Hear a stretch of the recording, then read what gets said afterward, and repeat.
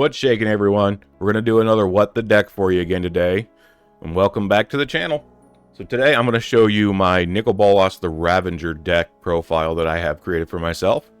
So he's a legendary creature, Elder Dragon, for 4. He's a 4/4. And then if you pay 7, he'll flip over into Nicol Bolas the Arisen, which gives you 4 abilities on this Planeswalker, which is fantastic. This deck does run every version of Nicol Bolas, because I really like that character. And then there is a few proxies in this deck because I got to get new copies of them. So let's get started with the creatures. So to start off with the creatures the Planeswalkers. We start with the Planeswalkers, not the creatures. Let's get stuff out of the way. So I'm going to start off with a copy of Ashiok Dreamrender. I do have an actual copy of this, but it's actually in another deck. So I put a proxy that I found in this, which will stop my opponents from searching their libraries anytime. And then I play a Tezzeret Cruel Captain. Lets me go search out one of my 0-drop artifacts or 1-drop artifacts. Narset. We play this because we also play the Teferi's Puzzle box in the deck, which will stop people from drawing one or more cards past their first one. So this will slow them down a lot. Nicol Bolas Planeswalker. Just because this is a Nicol Bolas deck, we're going to make sure we have every version of him in there. So this is the original Planeswalker for Nicol Bolas that was printed, I believe, all the way back in Conflux. And then we play God Pharaoh. Plus, I have pretty cards for this deck, so I had to play them. We play the deck version, which is Nicol Bolas the Deceiver. I'd say marginally the worst of all the Planeswalkers for Nicol Bolas itself. And Nicol Bolas Dragon God, where if you played, what was it, that Oathbreaker format, this was my Oathbreaker for a while, and then I used, I believe, D-Spark as my signature spell card for that deck. And then we'll get into the creatures. That was all the Planeswalkers. So I'm going to start you off with a Overlord of the Flood Pits. I play this to make sure I get some card draw. And then I play Infamous Cruel Claw, because it lets me play stuff off other people's decks, which is just mean and nice at the same time. I play an Empress Galena. Old school, I think Apocalypse or Invasion, one of the two. It lets me gain control of legend or legendary creatures, so this will steal a lot of shit from people. Nicol Bolas, because I have to have his version of him in the deck, because it is a Nicol Bolas deck. Urtai Resurrected. Lets me flash him out to counter some abilities or to destroy stuff. Nightscape Familiar. Cost reduction for blue and red. So that's great in a red, blue, and black deck. A Subtlety. Just to bounce some stuff or spell that's on the stack. Get rid of it.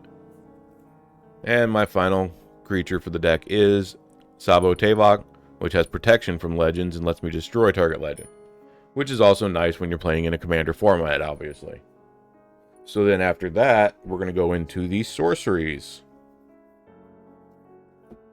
So the first sorcery I'm playing is a Wheel of Fortune, which just refills the hands and everybody's cards in their hands, which obviously that's one of my proxies.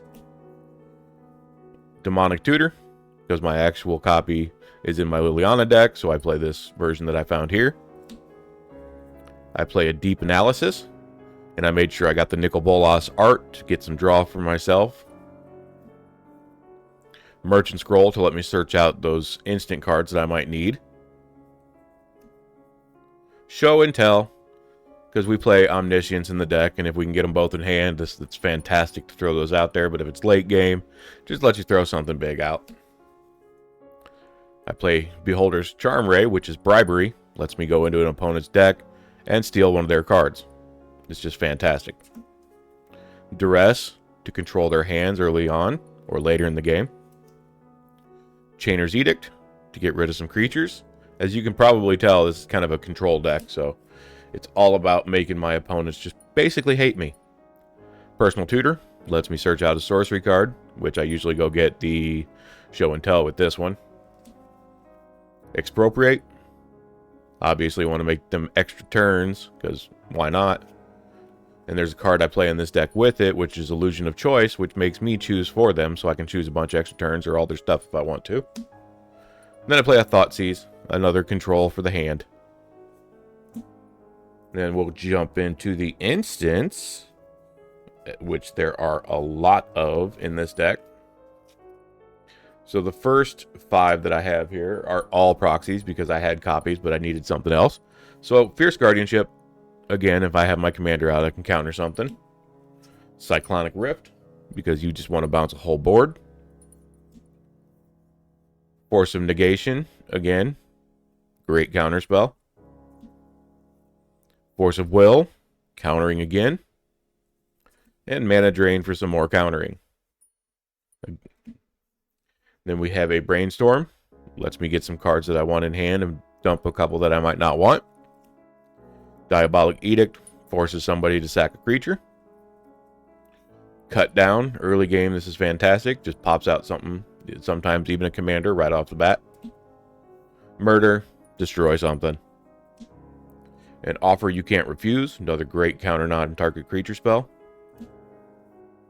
Terror, gets rid of something that's not black or artifact, and just boom, it's gone. So mono, green, red, all those other ones. Lightning Strike, deals some damage right off the bat. Lightning Bolt, again, burn that opponent if you need to. Wild Rose Rebellion, which is counterspell. I think I'm going to change this for the Spider-Man one if I can get a hold of a copy of it. Otherwise, that's just fantastic art. Mystical Tutor lets me go get an instant or sorcery I might need. Sheoldred's Edict lets me choose to really annoy my opponents, making them sack token or non-token or planeswalkers. Negate, just a counter. Soul Shatter, making somebody get rid of their biggest creature. And then the final instant is the Illusion of Choice that I talked about to play with Expropriate, which lets me choose how players vote, and I get to draw a card. And then we're going to go into the enchantments, where there are only a couple. So Omniscience is the main one that I go after all the time. That way we get to play a whole bunch of stuff for free.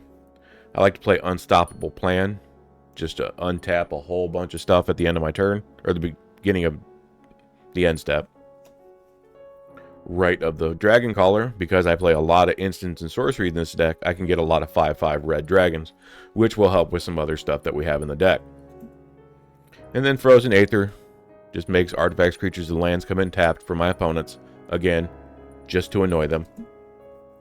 Then we'll go into the artifacts for the deck, and you'll see some of the stuff that we really like. We got a Chrome Mox, just 3 mana. Just get rid of a non-artifact, non-land card. Mox Amber.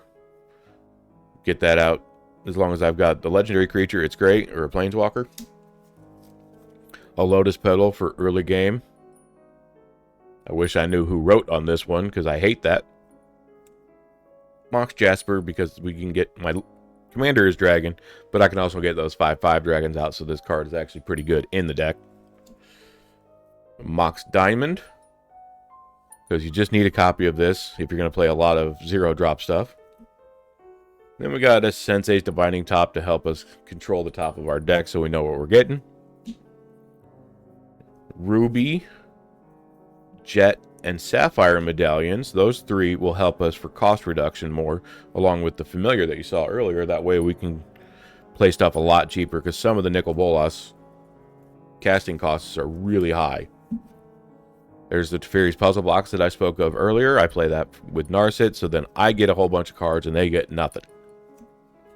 Swiftfoot Boots, got to control our creatures that we want to keep on the field when we have the few that we have. Aetheric Amplifier gives us some mana, but it also doubles counters on a permanent, or if I have counters, if I want to get rid of that, or double mine. Not get rid of it, but it'll hurt me if I've got Infect, but this is mainly for doubling the Planeswalker counters. The Soul Ring that every deck seems to need, and I'm going to keep it that way until anyone says otherwise. And then Arcane Signet, because we like to have that in our hand with Soul Ring to really ramp up the mana. And then to round out the deck are the lands. I'm going to show you the basic lands I play first. So I play 5 swamps in the deck because you need swamps. 4 mountains. And then 3 islands. Those are the basics that we run in the deck. And it took me forever to get a hold of those ink ones, so I wanted those as well. So then we got Polluted Delta, which lets us go get an island or swamp card. You know, the fetch lands are always fantastic. We got a Steam Vents. Double colors, always nice. I like the Hall of Storm Giants. It gives us mana, plus it can become a big creature if I need it to be at some point in the game. And we do run all the versions of those D&D lands like that. So we got the Eye of the Tie Hybrant, Hive of the Eye Tyrant, because I couldn't talk there, and the Den of the Bugbear. All because I really like those D&D arts, because that's how D&D looked when I started. We got a Gloom Lake Verge. Those Verge lands are fantastic. Make sure you grab as many as you can. River Pyre Verge. Again, Verge. Grab them. I like to play some of these filter lands, the Sunken Ruins. So you pay 1 of either blue or black and you get 2. So blue, blue, blue, black, or black, black. Fetchy for the black, red. And the fetch for the blue, red. Make sure you got them all so you can go search out the cards. Especially when this kind of deck, when you want to run very specific lands. So we do run Badlands, Underground Sea, and Volcanic Island in the deck. Obviously, these are proxies. But I really like that art. So I got those and had those made. Blood Crypt, black, red, great card, Shockland. Xander's Lounge. Gives us all 3 of the Grixis colors that we might need. It's also fetchable for all the stuff. And it can cycle out if we have entirely too many lands on the field. Another one of the filter lands, the blue, blue, blue, red, or red, red. The Dimir Aqueduct, the bounce land, because you never know if you might need it. Is it Boiler Works to go with it? Same thing. Bounce lands. I like them. Not everybody does. And the Rakdos Carnarium to round out the bounce lands that we might need for the double manas. And then we got Watery Grave, because again, you need those shocks. Mistrise Village. I like this one because I can stop my things from being countered. And it'll come in untapped as long as I have a mountain, which is usually pretty easy in the deck. Graven Cairns, the last of the filter lands, so the black, black, black, red, or red, red. The Blazemire Verge. So we have all 3 of the dual color Verges for the Grixis colors in the deck. And finally, a Command Tower, because no Commander deck is complete without a copy of Command Tower. Thank you guys for watching. That is my version of a Nicol Bolas deck. Again, I made it mainly because I love Nicol Bolas as a character. My words are really bad today, I'm sorry. I also have him tattooed on me, so hey, I gotta play him. So thank you guys for watching. Appreciate it. Make sure you like and subscribe. Make sure you share it with your friends.